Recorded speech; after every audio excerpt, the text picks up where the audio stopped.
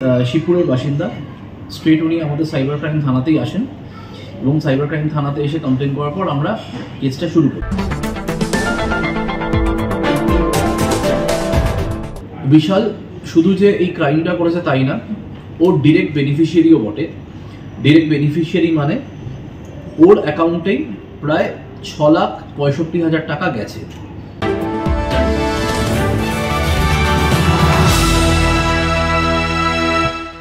CBI officer সেজে digitally গ্রেপ্তার, কম টাকায় মোটা লাভের লোভ দেখিয়ে ৩৯ লক্ষ টাকার প্রতারণা।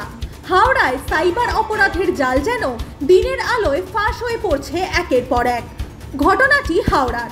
একজন মহিলা সাইবার প্রতারণার শিকার হন। 4 দিন ধরে নিজেকে সিবিআই অফিসার পরিচয় দিয়ে এক প্রতারক মহিলাটিকে ডিজিটালি আটক করে রাখে।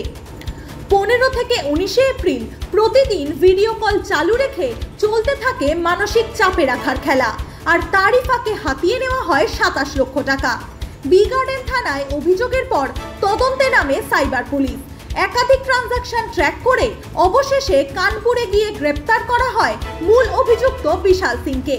বিশালের অ্যাকাউন্টেই জমা পড়ে 6.5 লক্ষ টাকা।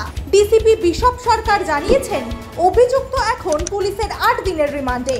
তদন্তে আরো নাম উঠে আসার প্রবল সম্ভাবনা। এই কেসটা একটা ইনভেস্টমেন্ট স্ক্যাম নিয়েও আমরা অনেক অ্যাওয়ারনেস করার চেষ্টা করছি। রিসেন্টলি আরও একটা ইনভেস্টমেন্ট স্ক্যাম আমরা ক্র্যাক করতে পেরেছি। তো এই পার্টিকুলার কেসটা যেটা আছে, এই কেসে সবার আগে আমি মোডাস অপারেন্ডিটা ব্যাখ্যা করি। সেটা হচ্ছে যে যিনি ভিকটিম আছেন, তো একদিন উনি হঠাৎ করে দেখলেন যে ওনার ফোন নাম্বার একটা হোয়াটসঅ্যাপ গ্রুপে অ্যাড হয়ে গেল। এটা মানে খুব অস্বাভাবিক কিছু না, মানে যারা এখানে ফ্রডস্টাররা আছে, যারা ক্রিমিনালরা আছে, তারা অ্যাট র্যান্ডম যাদেরকে ভিকটিম হিসেবে টার্গেট করছে, অ্যাট র্যান্ডম কিছু নাম্বার কিন্তু দিয়ে একটা হোয়াটসঅ্যাপ গ্রুপ তৈরি করছে। তো একটা এই যিনি ভিকটিম উনি দেখলেন যে ওনার নাম্বার একটা হোয়াটসঅ্যাপ গ্রুপে অ্যাড হলো। সেই হোয়াটসঅ্যাপ গ্রুপে যে গ্রুপ চ্যাট হচ্ছে, সেই গ্রুপ চ্যাট উনি ফলো করতে করতে দেখলেন যে বহু লোকজন টাকা পয়সা দিচ্ছে এবং তারা রিটার্ন পাচ্ছে। এবার এটাও ইনভেস্টিগেশনের ব্যাপার আছে, দেখা যাবে হয়তো তাদের মধ্যেও কেউ কেউ হয়তো ফ্রডস্টার আছে, তারা হয়তো এই গ্যাংটারই পার্ট আছে। তো ইনিশিয়ালি উনি কিছু ছোটো ছোটো অ্যামাউন্ট ইনভেস্ট করতে শুরু করেন এবং সেই ছোটো অ্যামাউন্টের with high rates of interest রিটার্নও পেতে শুরু করেন। তারপর যা হয়, উনি আরও বেশি রিটার্ন পাওয়ার আশায় উনি আরও বড় ইনভেস্টমেন্ট করতে থাকেন এবং ফাইনালি উনি প্রায় 39 লাখ টাকা, অ্যারাউন্ড 39 lakhs, 39 লাখ টাকা একটা আইডিএফসি ব্যাংকে উনি ইনভেস্ট করে ফেলেন এবং তারপরেই উনি আর হোয়াটসঅ্যাপের গ্রুপের মেম্বারও থাকেন না, ওনার সাথে সব রকম কমিউনিকেশন কাট অফ করে দেওয়া হয় এবং তারপর উনি বুঝতে পারেন যে উনি প্রতারিত হয়েছেন। উনি শিবপুরের বাসিন্দা। স্ট্রেট উনি আমাদের সাইবার ক্রাইম থানাতেই আসেন এবং সাইবার ক্রাইম থানাতে এসে কমপ্লেন করার পর আমরা কেসটা শুরু করি।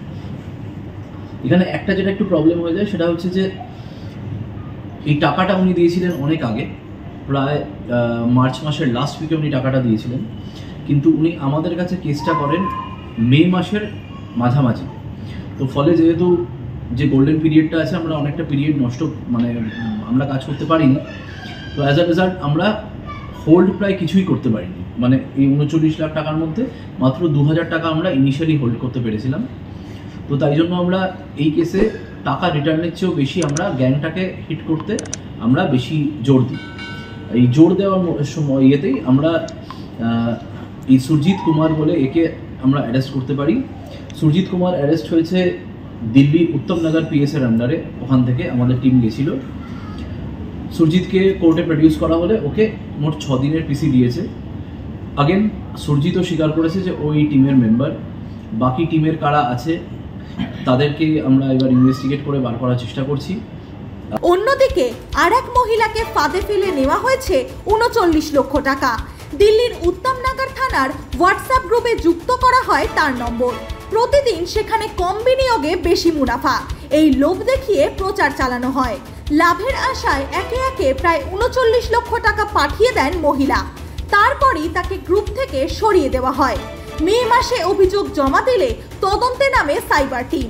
অবশেষে দিল্লির উত্তমনগর থেকে গ্রেপ্তার করা হয় গ্রুপ অ্যাডমিন তথা প্রধান অভিযুক্ত সুরজিৎ কুমারকে। তদন্তে জানা গেছে তার অ্যাকাউন্টে গেছে 15,74,000 টাকা। বর্তমানে সে 6 দিনের রিমান্ডে। আরও চক্রভুক্ত প্রতারকের সন্ধান চালাচ্ছে পুলিশ। একদিকে সিবিআই পরিচয়ে হুমকি, অন্যদিকে মোটা লাভের লোভ।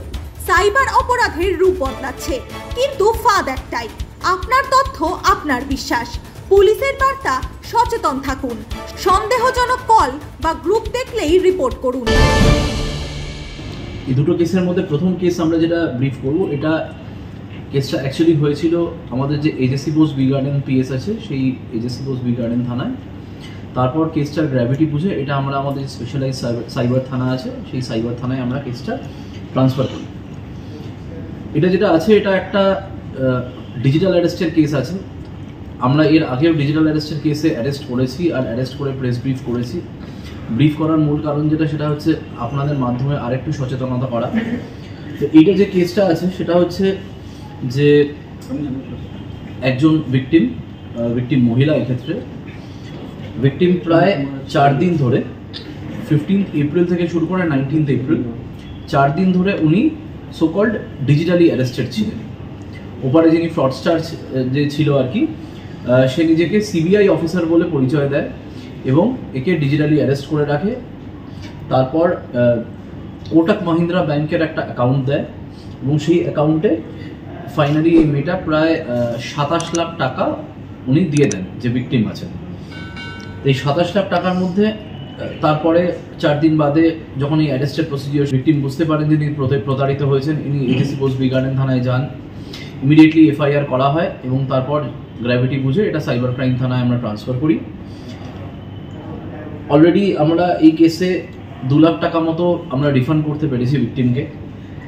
আর তারপরে বাকি আমরা যেটা করছিলাম সেটা হচ্ছে যে শুধু রিফান্ড না, ইনভেস্টিগেশনের দিকে জোর দেওয়া এবং যে টিমটা আছে সেই টিমটাকে আমরা ক্র্যাক করার চেষ্টা করছিলাম। তো সেটা করতে গিয়ে আমরা উত্তরপ্রদেশের কানপুর থেকে আমরা একজনকে অ্যারেস্ট করি। এর নাম হচ্ছে বিশাল সিং। 28 বছর বয়স।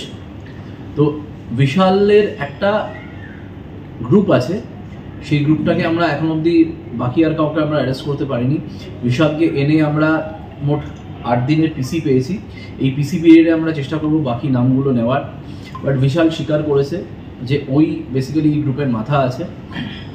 আমরা এবার বিশালকে ধরে বিশালকে ওর থেকে লিড নিয়ে বাকি ধরার চেষ্টা করব। আর বিশাল শুধু যে এই ক্রাইমটা করেছে তাই না, ওর ডিরেক্ট বেনিফিশিয়ারিও বটে। ডিরেক্ট বেনিফিশিয়ারি মানে ওর অ্যাকাউন্টেই প্রায় 6,65,000 টাকা গেছে। এই যে এন্টায়ার যে টাকাটা আছে, এন্টায়ার টাকাটা ওদের যারা যতজন গ্যাং মেম্বার আছে সবার মধ্যে ভাগ করে নিয়েছে। তার মধ্যে বিশাল ভাগ পেয়েছে 6,65,000। তার মধ্যে কিছু টাকা অন্যান্য কোনো অ্যাকাউন্টে সাইফন করেছে, বাট মোস্টলি কিন্তু আমরা যেহেতু বিশালকে পেয়ে গেছি, আমরা এখন এটা রিকভারি করতে পারবো।